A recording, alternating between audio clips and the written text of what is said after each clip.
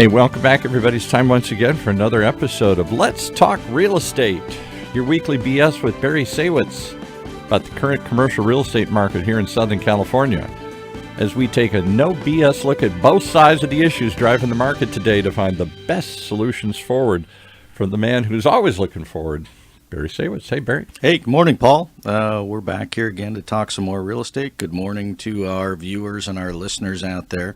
And an early happy Thanksgiving to everybody out there. I want to do a shout out this morning to my UCLA Bruins. Nice work, guys, beating USC over the weekend. That was a big win for us. And early, hopefully, congratulations to our basketball team, which is playing Gonzaga tonight. A big game. So go Bruins. I'm Barry Saywitz, president of the Saywitz Company and Barry Saywitz Properties.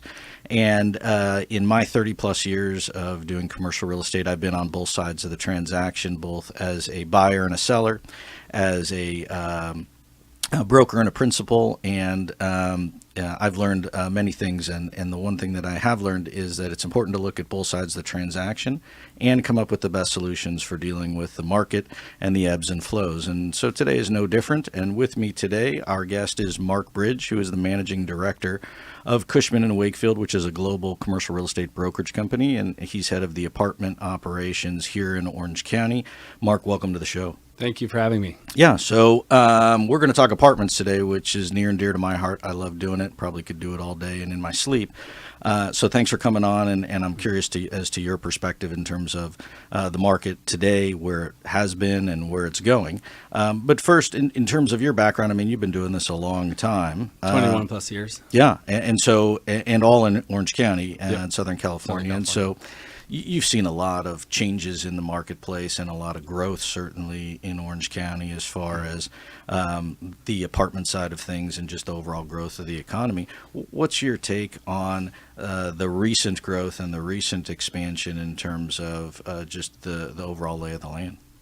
Yeah, well, apartments are one of the better product types, in my opinion, of course, in regards to stability, and one of the first to recover, and one of the best to weather the storm, so to speak, on any downturns or financial crisis so far. People love building apartments. And there's certainly a shortage of them here in Orange County. And at your company, Cushman and Wakefield, you are a global company in something like, 70 countries? Yes.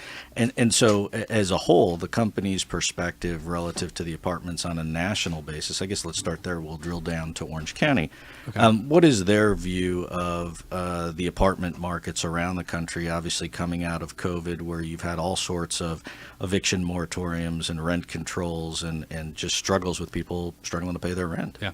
It's hard for me to talk about the national platform because we really focus in Southern California. My team does, but I can tell you that in Southern California, we've done a tremendous amount of deals since COVID. COVID definitely gave the market a kind of a shock, and people, some people had stopped the transactions they were moving forward on, and then they picked back up after kind of the shock wore off, and the transactions from last year kind of got pushed to this year, and this year we've seen a tremendous amount of transactions.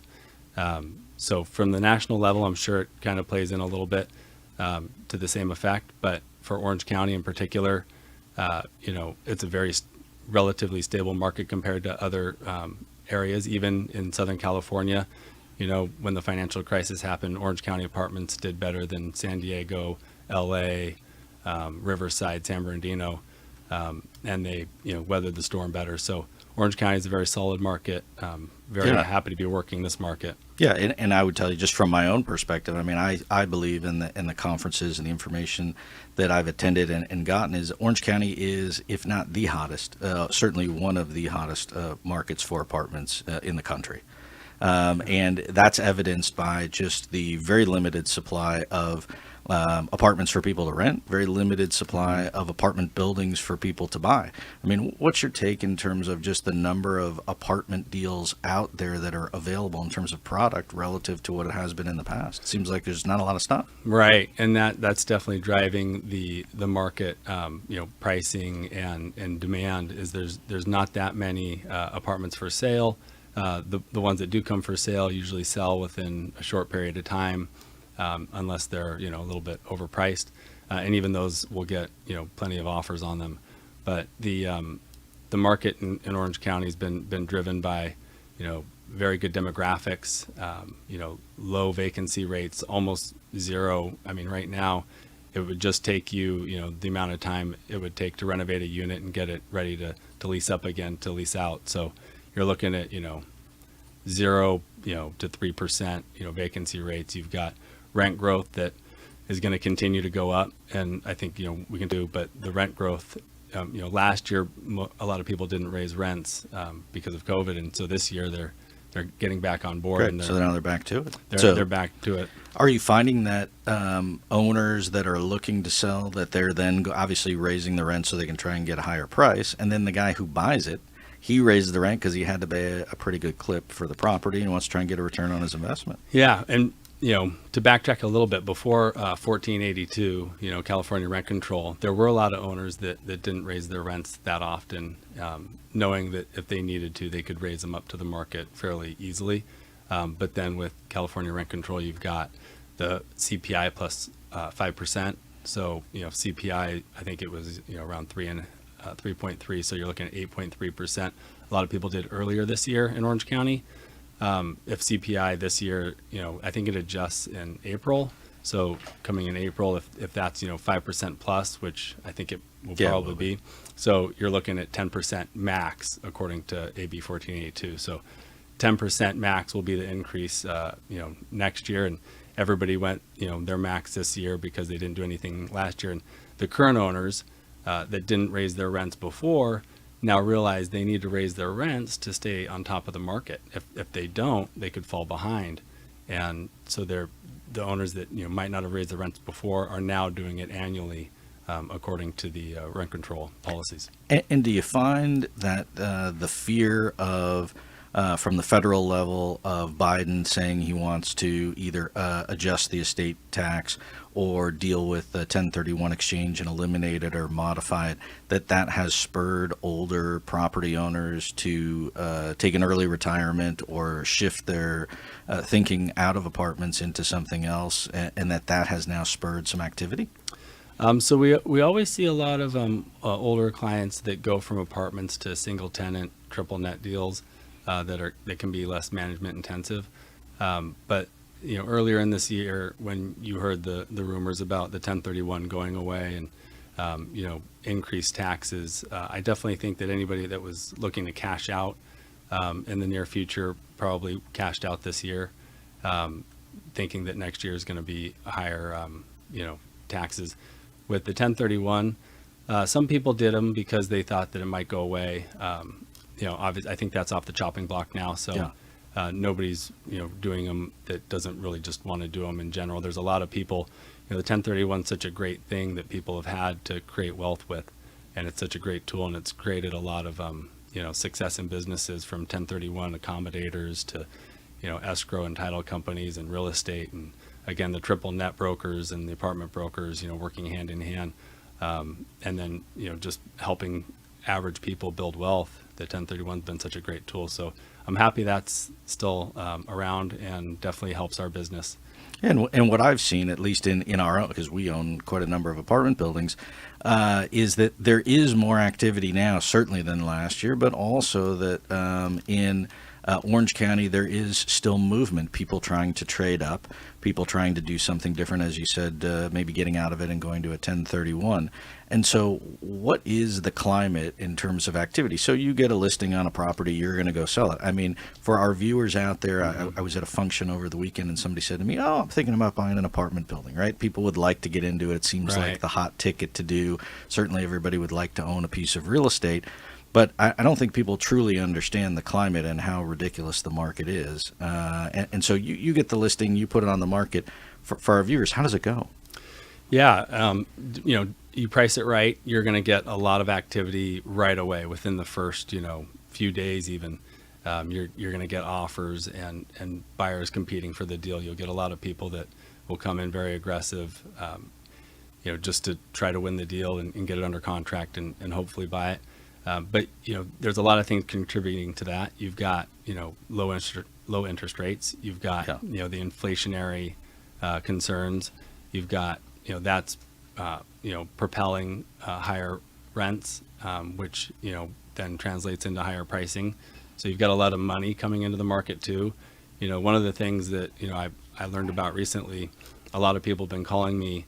They got their EIDL loans, the Right. economic injury disaster loan, and they've got a bunch of money sitting on the side that they need to put into play. And so that money, it's not making any money for them right now, and so they're looking to invest that, and they can make way more money than what the interest rate on it is that they're going to owe back to the government. If they owe the government 1 or 2% and they can buy something at greater than that, then they're getting a return on your loan, basically. Right. And so let's talk about that for a second. So interest rates, I say all-time low in terms of my career, couldn't be better, which then fuels the fact that the property is not really worth more, but that you could pay more because your mortgage is less per se. And so cap rates, I mean, for Orange County apartments, cap rate in today's world, what's the range?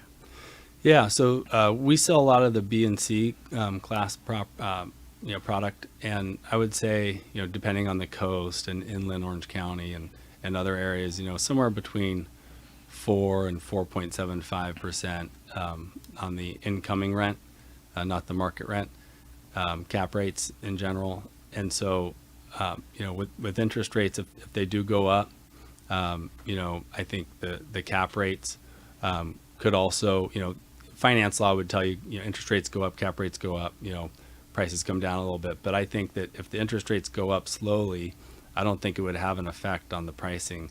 I think that people would probably look for more competitive rates by, maybe instead of like a 15-year fixed, go to a 10-year fixed or 7 or 5 or 3-year fixed, or maybe even an interest-only loan or an adjustable rate loan, and get the loan payment down so that they could be more competitive on their pricing. So if interest rates go up, as long as it's slowly, I don't think it's going to have an effect on pricing, in my opinion. And it seems to me, I'm curious as to your opinion, but I mean, the buyer of the apartment buildings, depending upon what his game plan is, has a different view in today's world of what the pricing is in the model. We've been buying apartments for a long time.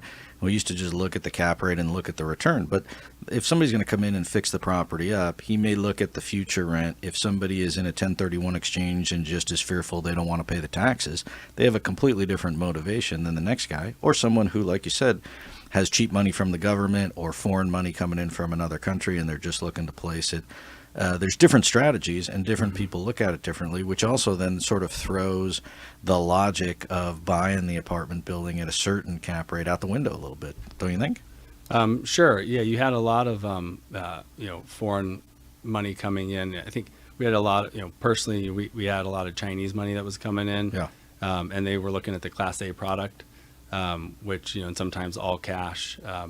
And what happened there, I think that money's kind of dried up a little bit. I think it's been a little bit harder to get out of the country. So a lot of people, a lot of the foreign money's kind of dried up a little bit. There's still some programs that people do come in and buy up some of the inventory that we have.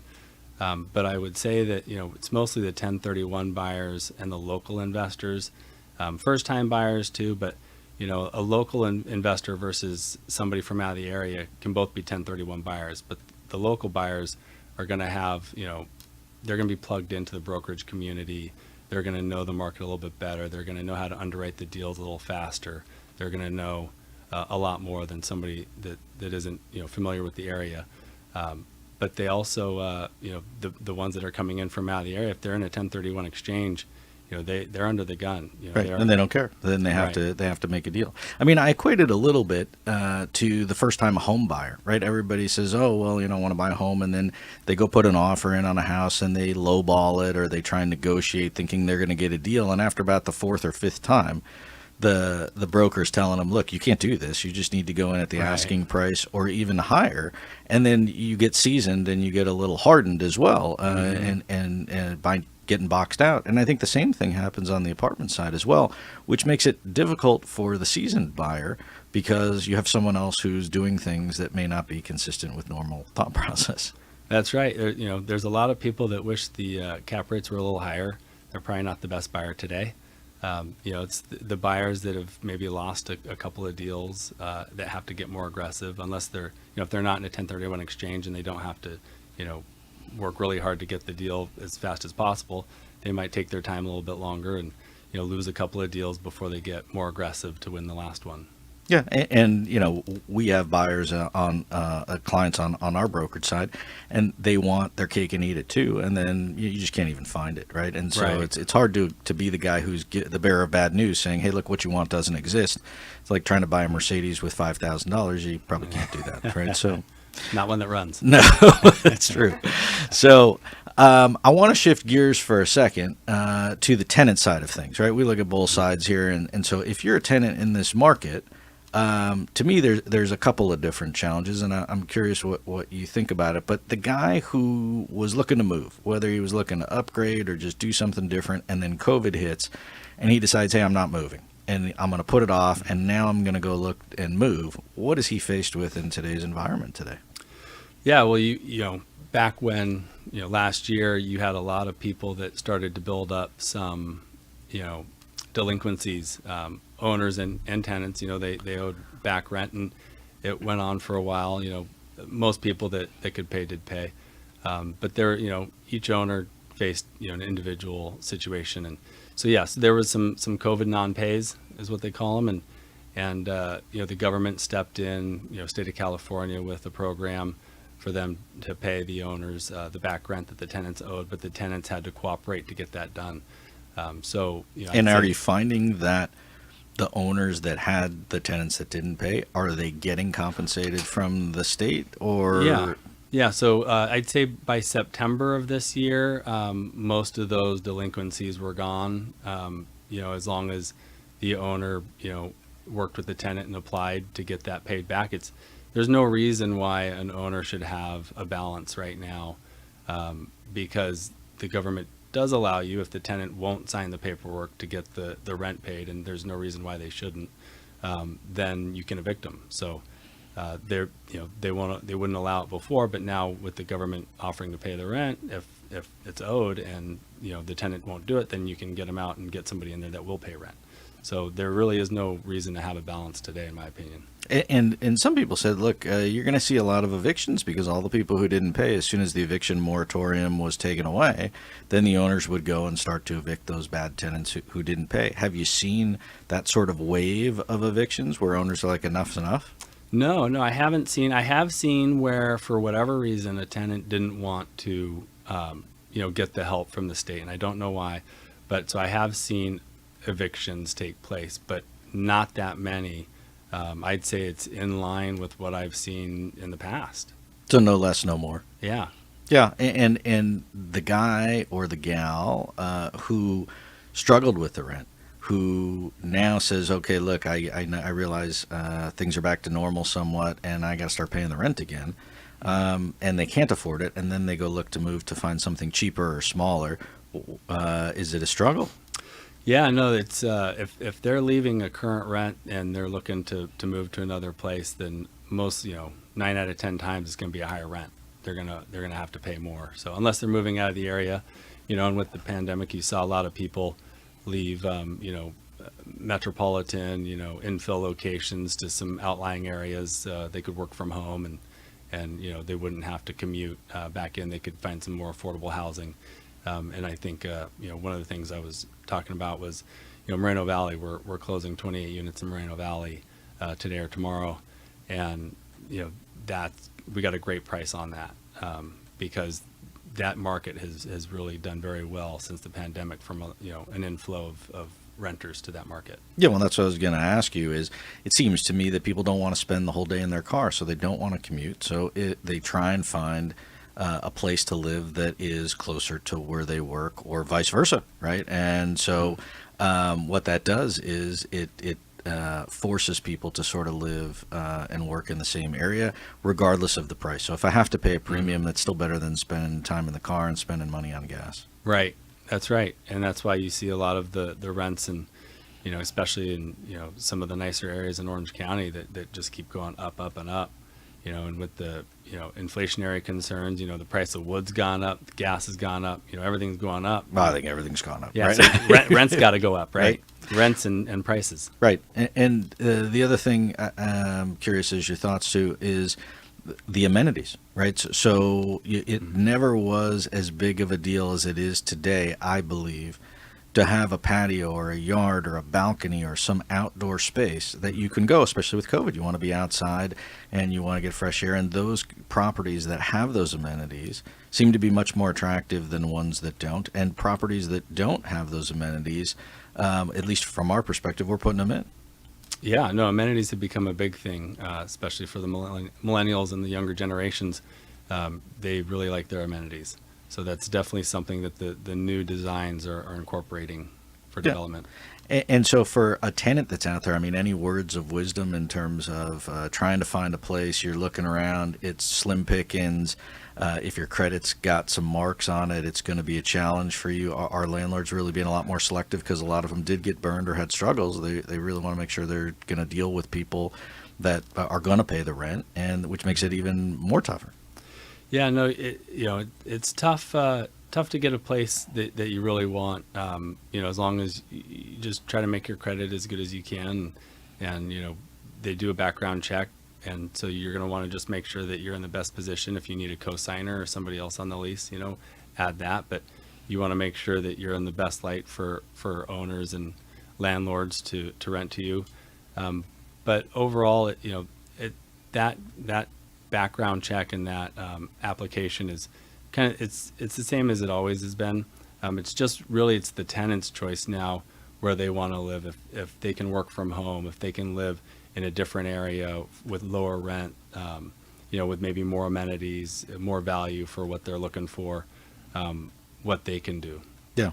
And I mean, we tell people it's just like a first-time home buyer, right? Get yourself prepared.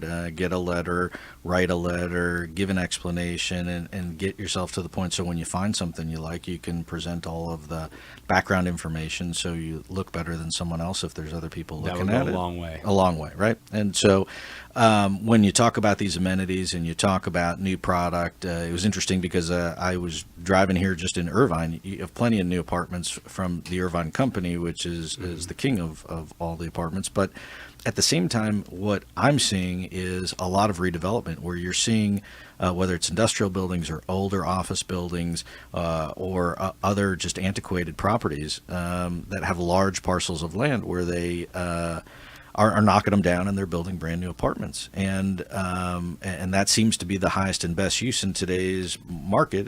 That's the ticket. Yeah, the highest and best use for a lot of retail, a lot of office, and some industrial is usually more apartments. You just have to get the cities on board, and they like the taxes from retail that they can get. So it's not and then apartments are a drain on school systems, fire and police and everything. So you just want to make sure they're going to be okay with you building more apartments, but more apartments is the way to go 9 out of 10 times for a lot of these older buildings. And are you seeing that with these new product or even with the existing stuff that there's any concessions for tenants in this environment? I mean, is there free rent? Is there discounted security deposits out there, or is it really just it's a tough go? Yeah, I'd say April to July of last year, you saw a lot of the Class A product offering good tenants deals, right? Good deals. And so we didn't really see that in the B and C class product. Owners didn't offer them concessions. It was mostly the A class, but this year I haven't seen any from anybody. Yeah, and we haven't seen it either on our end. And I'm curious if you think that going forward into 2022, is it more the same? Yeah, I think there's not going to be any concessions, moving forward. And, if anything, the rents are going to continue to go up just because the inflationary, pressures on everything. I think rents are just going to continue to grow in the next 12 months. And so what happens to the tightness of the market going into, if you crystal ball, 2022, is it more of the same? I think it's more of the same. I think that, if people can't afford the rent that they, in the area they want, they, could double up. They could, find a less desirable, less amenities, product. But otherwise, it's just more of the same. And from a buyer and seller perspective, when you go to talk to somebody who's looking to sell their apartment building, what do you advise them in terms of expectations? Yeah, before, 2020, when you could raise rents to the market, you'd get acquisition rehab buyers that would come in, and renovate the whole building and get the tenants out and raise the rents to market. Or maybe they didn't renovate, they just raised the rents to market. Now with the, AB 1482, you can only go, the 8 to 10%, whatever the CPI is at the time. And so you've got buyers that are looking, at deals, and they know they can't raise the rents, up to the market rent that the broker puts in his package right away, right? They're like, it's going to take me a couple years to get there, maybe 2-3 years, depending on how low the current rents are. So you get some owners, really the deals are based on a big factor is what the current rents are. If they're close to the market, if they're way below, when people look to buy deals, they're looking at the current cap rate, but they're also looking at the market cap rate. Market cap rate used to play a bigger part in deals. It still plays a part now, but it just takes a little longer to get there for a lot of people. Yeah, and so I think what I'm hearing is low interest rates into 2022, still high demand for apartments into 2022, and still tough goings in terms of if you're a tenant trying to find a decent deal on a nice place, and if you're a buyer, you're going to have to be smart about trying to find something that works for you. Yeah, and if you look back, any buyers who have bought properties, a couple of years ago, they look pretty smart today. It doesn't matter if you overpaid a couple of years ago or not, even 5 years ago, 3 years ago. So if you're a buyer looking today, and I just see, based on the spending and inflation, that prices and rents are going to continue to grow. So I wouldn't tell you to overpay for a property, but if you're thinking about getting in to buy apartments right now, I think it's a good time. And do you see people moving to Orange County, or are they leaving? I mean, there was a while where everybody was going to Phoenix and going to Vegas and going to Texas or Florida or wherever. Right? It's cheaper. Well, and that's what kind of surprised me on this one, because I remember the recession from 2009, and what happened there was Vegas and Phoenix got hit really hard. This time, I guess Vegas lost a lot of tourism, but Phoenix has really blown up. I think there's been a big influx of people that have gone out there from other areas, and maybe Orange County, LA, and other areas outside the California even. But a lot of people have gone to Phoenix, and those prices have just skyrocketed. Yeah, and what we found at least is that a guy who goes from LA and buys a property in, you call it Phoenix, Vegas, Colorado, those deals look very cheap because Los Angeles is very expensive. So they're not really shell-shocked by it. The guy who was already in that market, says, hey, what's going on? The prices keep running up. And somebody else from outside the area would say, this is still a bargain. That's right. The Phoenix brokers used to love us calling them from California. They go, we got a California buyer. Right. He's not going to haggle. Yeah. So in terms of the brokerage side of the business, just real quick, you guys, continued activity, continued growth. What's the prognosis for 2022 on the brokerage piece? Yeah, so this year, record sales, in my opinion. A lot because of 2020, not a lot happened, not a lot of deals. But in 2021, everybody's done a ton of deals in apartments, and I think that everybody's probably had record years, and on the brokerage side. I think in 2022, I hope it continues. I'm hoping that a lot of people didn't transact in 2021, that now they're happy in 2022, and they're just gonna watch the market for that year. But I think it's going to continue to be good velocity market in 2022. But I don't know if it can be this good. Yeah, and I mean, crazy how the pendulum swings, right? Just 12 months ago, really dark times in the doldrums, and then all of a sudden now, apartments are the darling of commercial real estate, it seems like. Yeah, and they, we've been used to that, which is great, but, even industrial's done, industrial's kind of, a lot of those buyers are buying apartments now. The buildings that I sold earlier this year and even at the end of 2020 were industrial sellers that then went into apartments, because industrial, there's not a lot of inventory for them to find. They got great prices on their sales, and they went into apartments looking for higher, rent growth. Sure. Yeah. So we just got a quick minute. What's one thing, I guess, that you would tell our viewers and our listeners out there in terms of to be aware of, or that will be a factor in the apartment market for 2022? I would just say, try to get in the game now. I think every year, people kind of reset their pricing expectations. So if you can get something under contract before January, February, I think that will look like a good buy at that point. I think sellers like to keep raising their prices every year, and I think I would get in early if you can, especially during the holidays. There's maybe not as much inventory, but it's always a good time to get into a deal. Good. Well, those are good words of wisdom.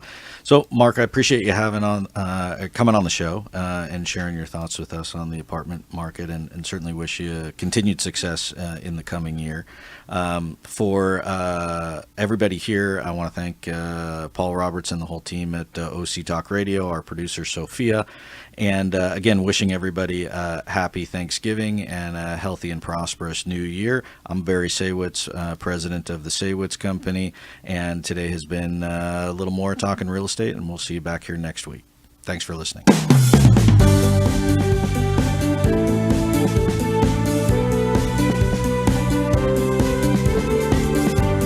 Well, there you have it. You've been listening to Let's Talk Real Estate, your weekly BS with Barry Saywitz about the current state of the real commercial real estate market right here in Southern California. On Orange County's only community radio station, OC Talk Radio, streaming live from our studio here at the University of California Irvine's Beale Applied Innovation Center.